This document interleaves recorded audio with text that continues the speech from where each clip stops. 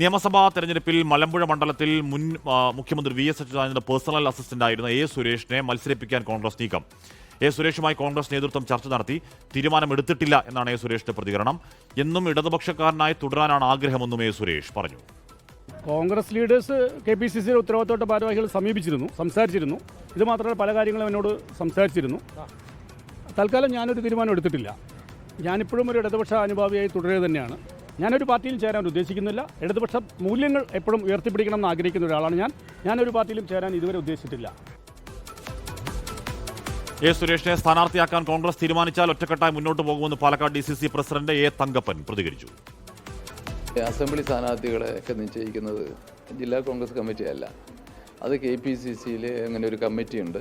ഓരോ ആളുകളും ഈ പാർട്ടിയിലേക്ക് വരാൻ താല്പര്യം പ്രകടിപ്പിക്കുന്നതിൻ്റെ ലക്ഷ്യം എന്ന് പറയുന്നത് വിജയിക്കാൻ UDF സാധ്യതയുള്ളത് കൊണ്ടാണ് ഞങ്ങൾ വരുന്നു എന്ന് പറയാൻ കാരണം. അപ്പോൾ അതിനനുസരിച്ച് പാർട്ടി വ്യക്തമായിട്ടുള്ള തീരുമാനമെടുക്കും. ആര് വന്നാലും ഞാൻ പറഞ്ഞല്ലോ, ഉചിതമായിട്ടുള്ള നല്ല ആളുകളെ കണ്ടെത്താൻ ആണ് സമിതി കോൺഗ്രസിൻ്റെ. അവർ തീരുമാനിക്കും ആരാ ഫിറ്റ്.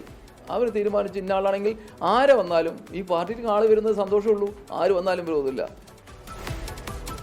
ശിവമാന വാർത്തകൾ ഒരുമിച്ചു. ശ്രീത്ത്, അടിയുറച്ച ഇടതുപക്ഷ മനസ്സുള്ള എ സുരേഷ് എന്തായാലും കോൺഗ്രസിലോ BJPയിലോ പോയി ചേരും എന്ന് കരുതുക വയ്യ.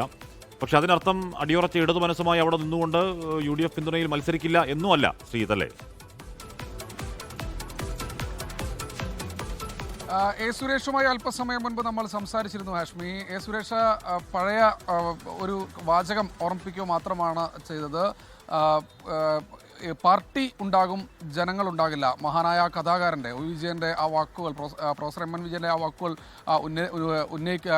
ഉയർത്തുക മാത്രമാണ് അദ്ദേഹം ചെയ്തത്. എന്തായാലും എ സുരേഷ് പറയുന്നുണ്ട്, ഒരു ഘട്ടത്തിൽ പോലും അപ്പുറത്തേക്ക് പോകുന്നില്ല, താൻ ഒരു ഘട്ടത്തിൽ പോലും അപ്പുറത്തേക്ക് പോകില്ല എന്നാണ് വളരെ കൃത്യമായ രീതിയിൽ അദ്ദേഹം പറയുന്നത്. പക്ഷേ തനിക്ക് ഓഫറുണ്ട്, അത് KPCCയുടെ ഉന്നത ഭാരവാഹികളാണ് അത്തരത്തിൽ ആ ഓഫർ നൽകിയിട്ടുള്ളത്. ഇപ്പോൾ ഒരു തീരുമാനം എടുത്തിട്ടില്ല എന്നും എ സുരേഷ് പറഞ്ഞു വെക്കുന്നുണ്ട്. അദ്ദേഹം അല്പസമയം മുൻപാണ് വന്ദേ ഭാരത് എക്സ്പ്രസിൽ തൃശ്ശൂരിൽ വന്നിറങ്ങി പാലക്കാട്ടേക്ക് പോയിട്ടുള്ളത്. അവിടെ വെച്ചാണ് തൃശ്ശൂരിൽ വെച്ചാണ് അദ്ദേഹത്തെ നമ്മൾ കാണുകയും ചെയ്തത്. എന്തായാലും എ സുരേഷ് വളരെ കൃത്യമായി തന്നെ പറയുന്നുണ്ട്, പാർട്ടിക്ക് അപജയങ്ങൾ സംഭവിച്ചിട്ടുണ്ട് എന്ന് സാഹിത്യകാരന്മാർ പോലും ആകുലപ്പെടുന്ന ഒരു സമയമാണ് കടന്നു പോകുന്നത്. തന്നെ 12 വർഷം മുൻപാണ് പാർട്ടിയിൽ നിന്ന് പുറത്താക്കിയത്. 3 തവണ പാർട്ടിക്ക് തന്നെ തിരിച്ചെടുക്കണമെന്ന് പറഞ്ഞ് അപ്പീൽ നൽകി. പാർട്ടി സംസ്ഥാന സെക്രട്ടറിക്കാണ് അപ്പീൽ നൽകിയത്. കൺട്രോൾ കമ്മീഷനെ സമീപിച്ചു. അതുകൂടാതെ പാർട്ടി ജില്ലാ കമ്മിറ്റിയുടെ സെക്രട്ടറിക്ക്, പാലക്കാട് ജില്ലാ സെക്രട്ടറിക്കും കത്ത് കൈമാറിയിട്ടുണ്ടായിരുന്നു. അവിടെ നിന്നൊന്നും ഒരു അനുകൂല നിലപാടില്ല എന്നാണ് പറയുന്നത്.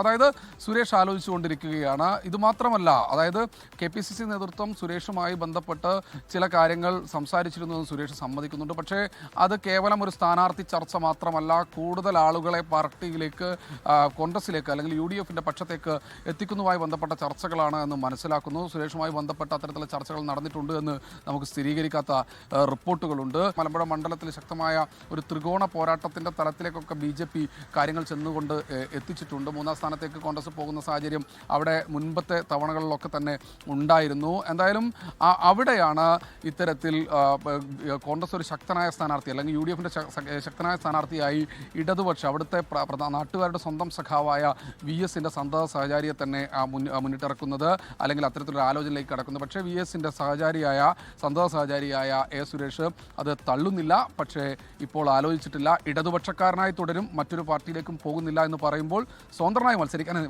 എന്തിന് മറ്റു പാർട്ടിയിലേക്ക് പോകണമെന്ന ചോദ്യം അവിടെ അവശേഷിക്കുന്നുണ്ട്. മറ്റൊന്നും തുറന്നു പറയാൻ തയ്യാറല്ല. എന്നാലും എ സുരേഷ് പാലക്കാട്ടേക്ക് യാത്ര തിരിച്ചിട്ടുണ്ട്. ഓക്കെ, എന്തായാലും നമുക്ക് കാത്തിരുന്ന് കാണാം.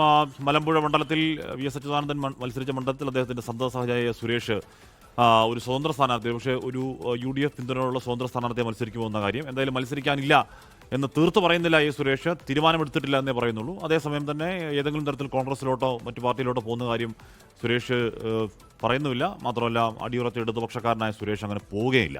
ലോകത്തെവിടെയായാലും ഏത് സമയത്തും 24 വാർത്തകളും ഓഗ്മെന്റഡ് റിയാലിറ്റി പാക്കേജുകളും എക്സ്പ്ലെയിനറുകളും വിശദമായി കാണാൻ ഞങ്ങളുടെ YouTube ചാനൽ നിങ്ങൾക്ക് സബ്സ്ക്രൈബ് ചെയ്യാം.